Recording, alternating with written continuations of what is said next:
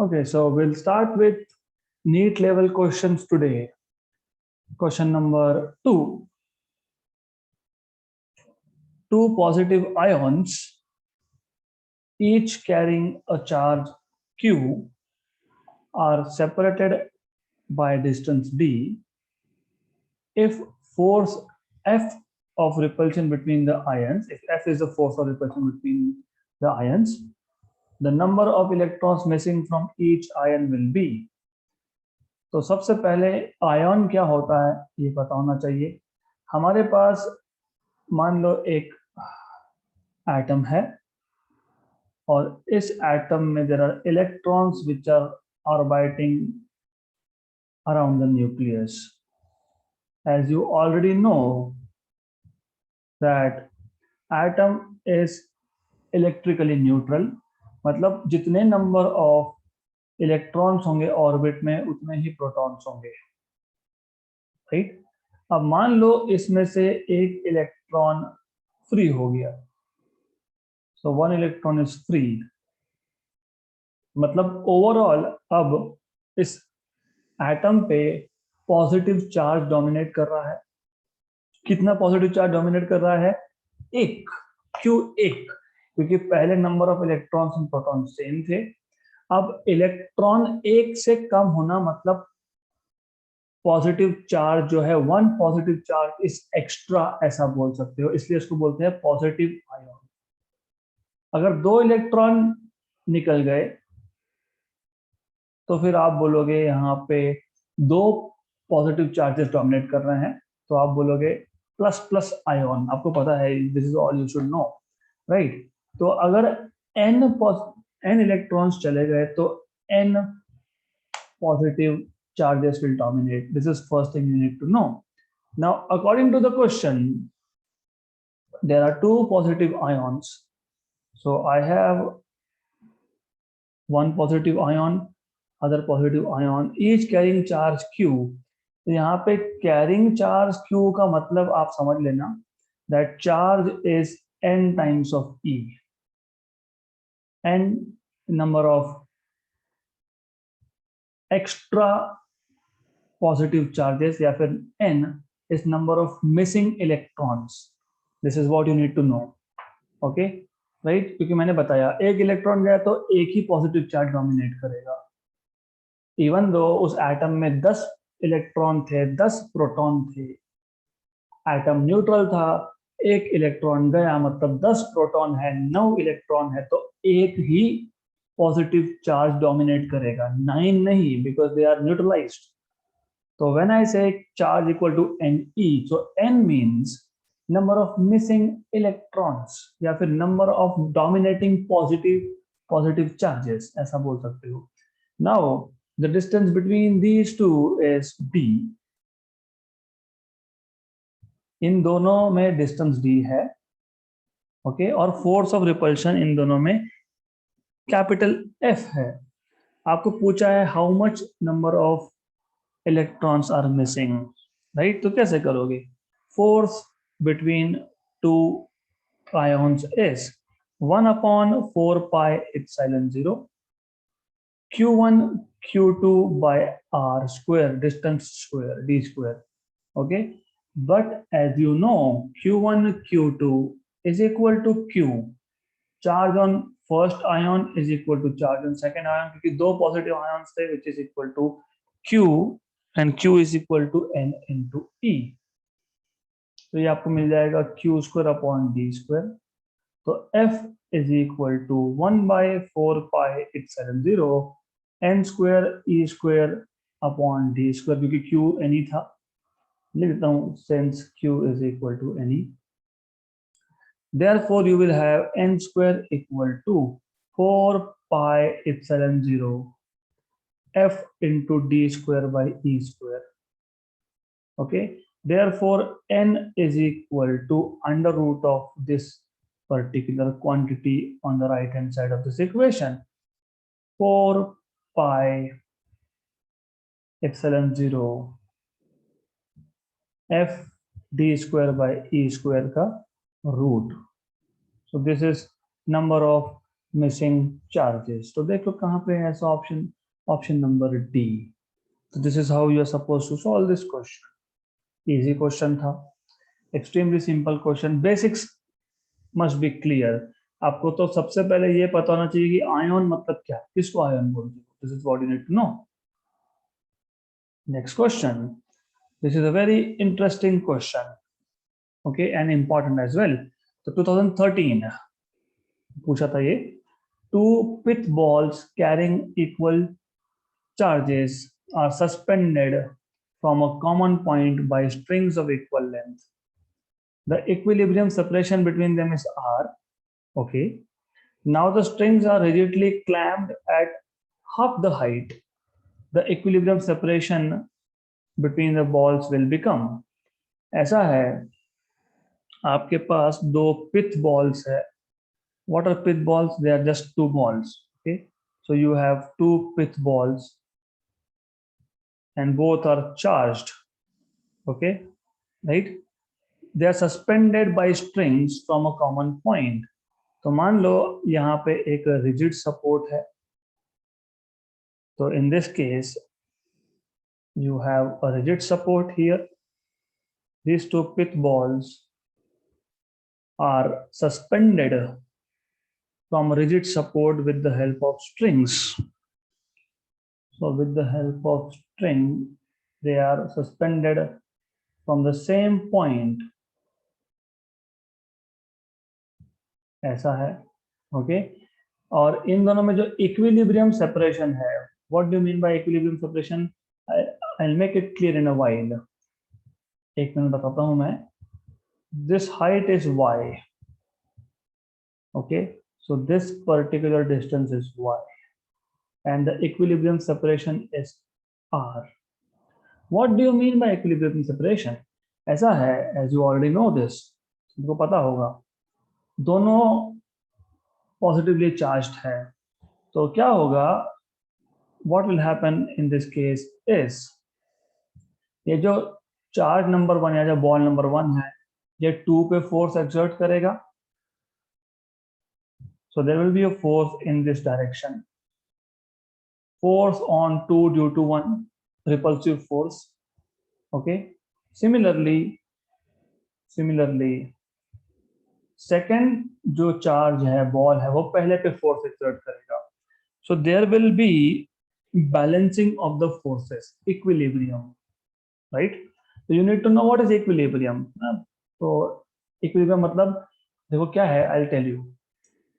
दोनों same point से आपने हैंग करके रखे थे, तो दोनों पे positive charges, they will start repelling repelling repelling repelling repelling, एक पर्टिकुलर डिस्टेंस आएगा, okay, where they will stop moving apart, वो वहां पे आके स्टेबल हो गया। That is what they are calling as equilibrium separation, right? तो this is what it is. Now you need to know what are the forces acting on the two balls when they are at equilibrium। कौन कौन से force act हो रहे हैं वो देखना पड़ेगा। मान लो ये एंगल थीटा है, सेमी वर्टिकल एंगल जो है थीटा है। सेमी वर्टिकल क्यों बोल रहा हूँ, क्योंकि वर्टिकल टोटल एंगल ये थीटा है, मतलब दिस इज टोटल एंगल, मैं उसका हाफ ले रहा हूँ, तो सेमी वर्टिकल एंगल थीटा है। डजंट मैटर, आप नाम दो मत दो, वो एंगल थीटा है, बस खत्म। This is what you need to know, that angle is theta. Now you already know, what do you know is, यहाँ पे tension T in the string will be towards the point of extension, जहाँ पे रस्सी को बांधा है उस direction में है टेंशन T। और कौन से फोर्सेस है इस बॉल पे, और कौन से फोर्सेस है इस बॉल पे, एक वेट है बॉल का खुद का mg विच इज डाउनवर्ड, तो ये mg है।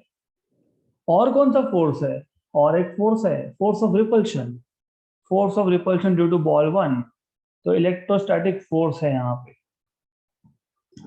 So you have electrostatic force of repulsion like this, right? So this is electrostatic force of repulsion F. Now imagine मैं इस लाइन को एक्सटेंड कर लेता हूं,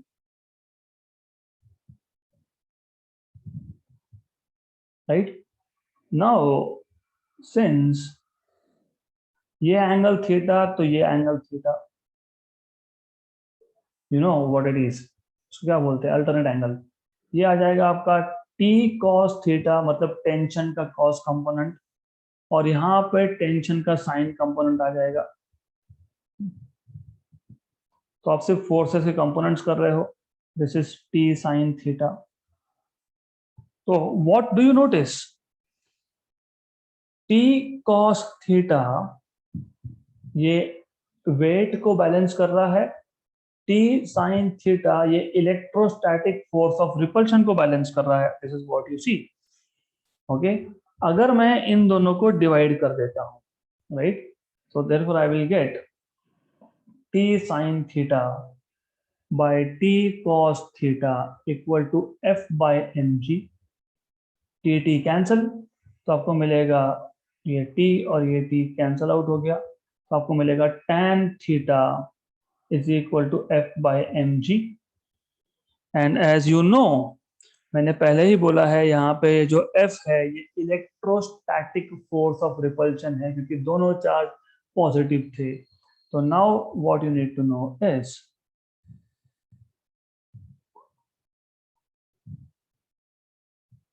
just a minute, so tan theta which was F by mg, F is electrostatic force of repulsion which is given by K। आपको पता है force of repulsion, electrostatic force क्या होता है, K Q1 Q2 by R square. यहाँ पे तो Q1 भी Q2 भी दोनों Q है, क्योंकि उन्होंने बोला है कि दोनों पे इक्वल चार्ज है। तो आप लिख सकते हो K Q square by R square, since F is K Q square by R square, Q1 Q2 by R square, but Q1 और Q2 दोनों बॉल्स पे सेम चार्ज था, तो आपको मिल गया tan theta like this, right? Therefore you have tan theta is equal to K Q square by mg R square, equation number 1। But if you look at the diagram, ये जो side है ये R/2 है, centre से लेके तो जहां पे बॉल है वहां तक का डिस्टेंस कितना है, R/2, राइट। तो मैं एक काम करता हूं, मैं इस ट्राइंगल को नेक्स्ट पेज पे ड्रॉ कर देता हूं, so that you have more clarity about what I am saying. तो ये एक स्ट्रेट लाइन थी, यहाँ पे ये बॉल था, this was 90 degree something like this. Okay, ये एंगल, ये y डिस्टेंस है, ये R/2 है, क्योंकि total distance between the two balls was r, तो ये R/2 है, ये थीटा है, right. But tan theta if you see from diagram is opposite side upon adjacent side, मतलब R/2 by y, तो ये R/2y आएगा। Okay, so therefore tan theta is R/2y from equation number, let us say equation number 2। so now from 1 and 2, tan theta दोनों का left hand side tan theta है, तो फिर आप लिख सकते हो R/2y equal to K Q square mg by R square. तो मैं इसको लिख सकता हूँ, I can write this as basically R³ equal to, ये R स्क्वायर को वहां पे लेके गया तो R³ बन गया, R into R square R³ equal to 2K Q square y upon mg। But you know K constant, charge constant, m constant, g constant, 2 भी कांस्टेंट, ये सारे के सारे constant, therefore y is proportional to R³। तो y जो है, height जो है, वो distance between the two charges के क्यूब को प्रोपोर्शनल है। इसका क्या यूज है हमको, क्वेश्चन पढ़ो। Two pitch balls carrying equal charges are suspended from common point by strings of equal length. The equilibrium separation is R. Now the strings are rigidly clamped to half the height. मतलब हमने y change किया तो r में क्या change हुआ ये पूछा था, इसलिए हमने y और r का रिलेशन ही बना दिया, right. So you have y as proportional to r cube. Therefore, you will say new height y dash by original height y is equal to r dash by r का cube, क्योंकि y is directly proportional to r cube. Okay, therefore you will have what is y by 2. Figure भी देख लो और दिया ही है y is y by 2. तो r dash by r cube ऐसा है ये और ये कैंसल हो गया. Therefore you have 1 by 2 as r dash by r का cube, and therefore you will have r dash by r, मतलब taking cube root on both sides, r dash by r is 1 by 2 raised to 1 by 3.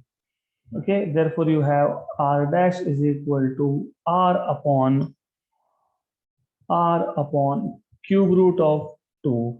तो r upon 2 raised to 1 by 3 ऐसा option होना चाहिए है. Option number सी में है. If you see it is this. सिर्फ यहाँ पे r लिखना चाहिए था, नहीं लिखा, कोई बात नहीं, वो r प्रिंट नहीं हुआ है वहां पे.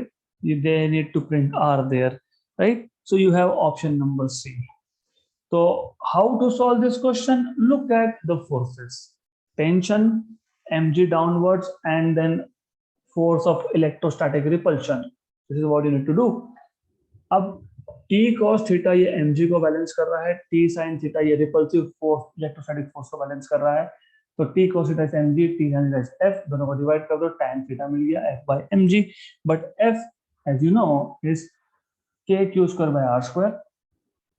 तो tan थीटा मिल गया और फिर फिगर से भी tan थीटा निकाल लो. tan theta from diagram is basically nothing but opposite side upon adjacent side, तो r by 2y आ गया. So from equation 1 and 2 you get y proportional to r cube. So y dash by y is r dash by r whole cube, right? इसको solve करो and you get r dash as r upon 2 raised to 1 by 3 cube root of 2. मतलब option number C was a good question. So this is how you're supposed to solve. अगला question, interesting and oral. But as I told you many times, you need to exactly understand theory. Okay, a thin conducting ring of radius r is given a charge plus q. The electric field at the center O of the ring is due to the charge on the part AKB of the ring E. The electric field at the center due to charge on the part ACDB of the ring will be. मैं question एक बार और आपके लिए read कर देता हूं and I'll make you understand what they're asking you.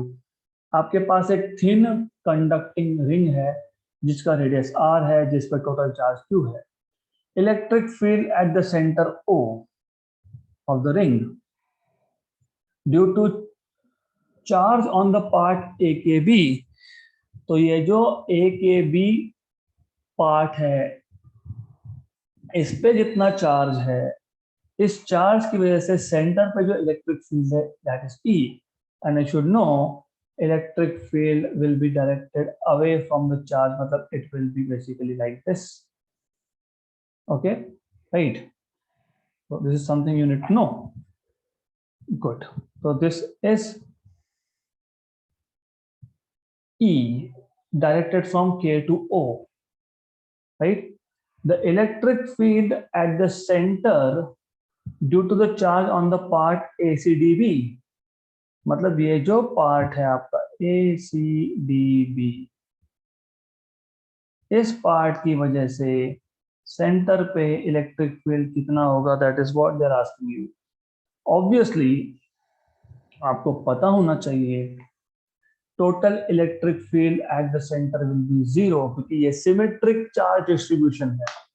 तो this is one thing that you need to know. So we know that total electric field या फिर net electric field, that is better to say net electric field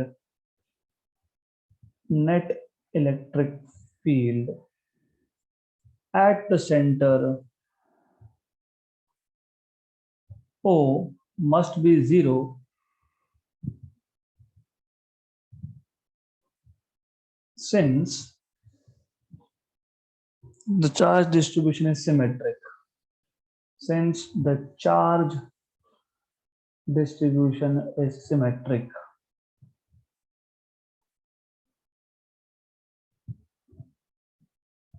Okay. Therefore, electric field due to ACDB must be equal in magnitude but opposite in direction. But opposite in direction of electric field due to AKB. तो जितना electric field ए के B का है उतना ही remaining part का होना चाहिए, but oppositely directed, otherwise cancellation नहीं होगा। मतलब बोलने का मतलब ये है दैट ये जो बचा हुआ पार्ट है ए सी डी बी, इसका इलेक्ट्रिक फील्ड ऐसा आना चाहिए, it should be like this, it should be towards center along okay, ओ और के के डायरेक्शन में आना चाहिए, तब कैंसिलेशन होगा ना। अगर उल्टा लेता मैं केओ लेता तो एडिशन हो जाता, तो कैंसिलेशन कब होगा? When it is along okay. Okay, so therefore you will say therefore EACDB is equal to E along OK। तो ये आपका आ गया ऑप्शन नंबर डी। तो बहुत ही थियोरेटिकल क्वेश्चन था। You have to know one thing, and that is जब charge distribution symmetric होता है तो electric field at centre, because centre is at equal distance, cancel होता है। क्यों कैंसिल होता है मैं बता देता हूँ। देखो ये पूरे सर्कल पे अगर यहाँ पे एक चार्ज है के पे, उसके अपोजिट पे के डैश पे एक चार्ज है, दोनों पॉजिटिव है ना, तो इसका इलेक्ट्रिक फील्ड का डायरेक्शन होगा यहाँ पे और के का होगा यहाँ पे, तो कैंसिलेशन होगा, राइट? कैंसिलेशन होना चाहिए और होगा, इसलिए सिमेट्रिक चार्ज डिस्ट्रीब्यूशन था तो सेंटर ऑफ द रिंग पे टोटल इलेक्ट्रिक फील्ड इज 0। इसलिए जो बचा हुआ पार्ट है ACDB उसका इलेक्ट्रिक फील्ड E होगा, लेकिन अपोजिट होगा टू दैट ऑफ KO, मतलब ओके की डायरेक्शन में होगा, तो ऑप्शन नंबर डी। तो very theoretical question, good question, because it checks your understanding of the subject. Next question, question number 6. Yeah, question number 6. 4-point charges minus capital Q minus small q, 2 small q, 2 capital Q are placed one at each corner of the square. आपके पास square है, square के 4 corners पे ये 4 charges लग दिए। The relation between capital Q and small q for which the potential at the center of the square is 0. इस type के question हमने पहले भी किए हैं, तो it is interesting and simple. So first of all you need to draw a square. Okay, good. You don't need to draw, ये सिर्फ आपको समझा के देने के लिए, एग्जाम में आपको ड्रॉ नहीं करना होता। You don't have to put your time in drawing things. So you just need to know कि सॉल्व कैसे करते हैं इसको। तो आपके पास ऐसा है, and you have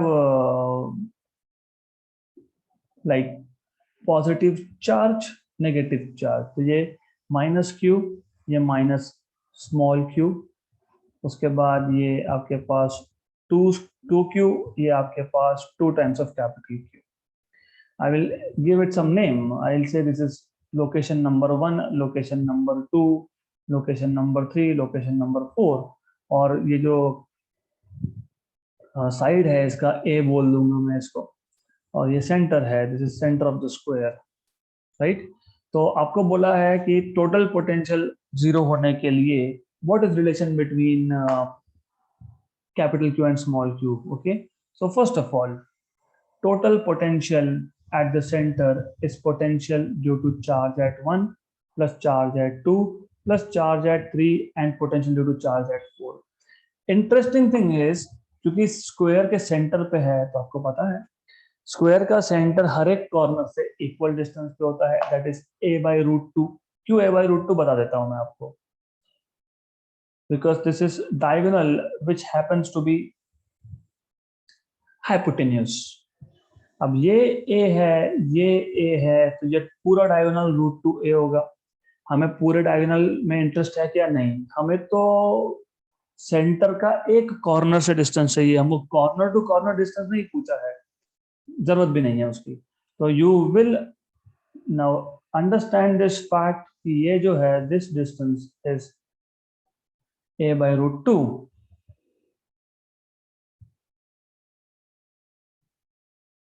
ओके, तो हर एक कॉर्नर का डिस्टेंस a/√2. पहले कॉर्नर पे चार्ज था -q, दूसरे पे चार्ज था -q, यहाँ पे था 2q, यहाँ पे था 2 टाइम्स ऑफ Q. तो पोटेंशियल का जनरल फॉर्मूला आपको पता होना चाहिए. You know general formula for potential, general formula, just a minute. So general formula for potential is V equal to K Q by R. Potential है, force नहीं है, electric field नहीं है, नीचे आर स्क्वायर मत लिखना. दूसरा पोटेंशियल है, पोटेंशियल एनर्जी नहीं है, Q1 Q2 मत लिखना, सिर्फ Q आएगा ऊपर. ये जनरल फॉर्मूला है. So potential due to charge at 1 is K minus Q by distance a/√2. Potential due to 2 is K minus Q upon a/√2. Okay. V3 potential due to third charge is K 2Q upon a/√2. V4 potential due to fourth is K 2 times of capital Q a/√2. So total potential will be, therefore total potential V will be addition of all this. इन चारों को add कर लो. Add all this. Okay. And K तो सब में common है. Okay. So I will just keep this step for you, but you should do this kind of stuff orally now.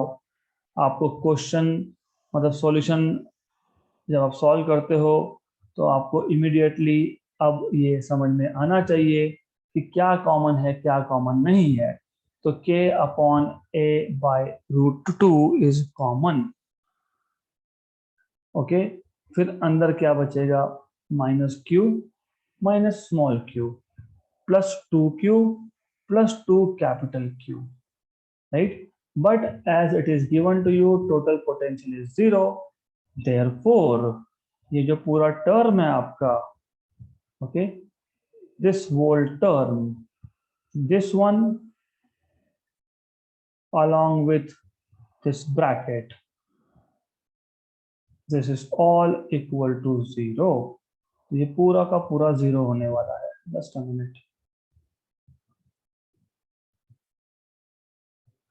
So this all is going to be equal to 0.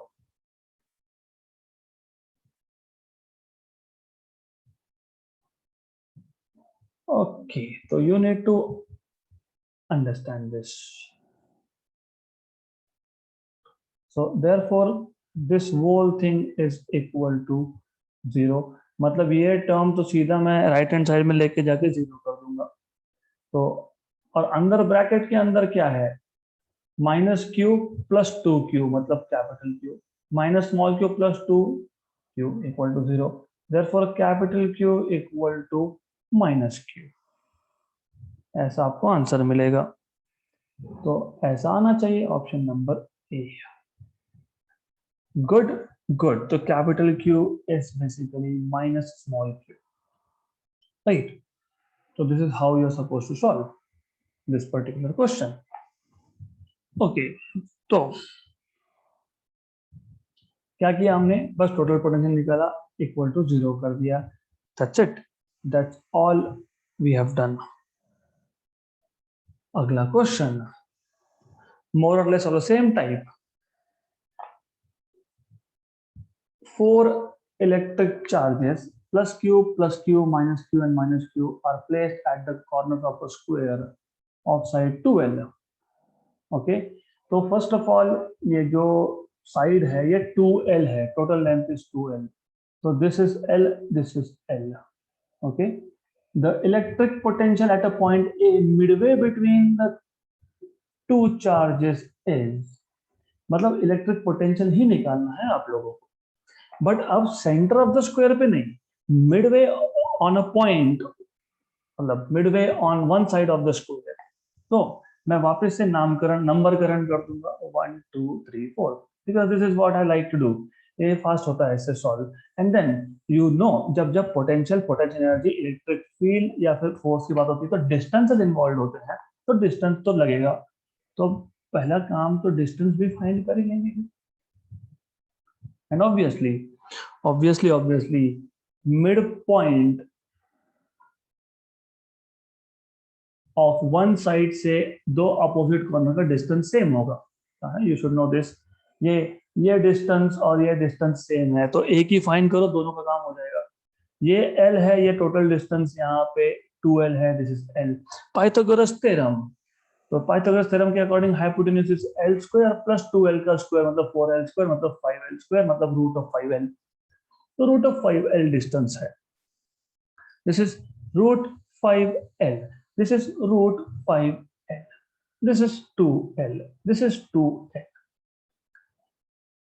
Good, आपको A point में potential निकालना है, तो potential, total potential at point A is potential due to charge at 1 plus potential due to charge at 2 plus potential due to charge at 3 plus potential due to charge at 4।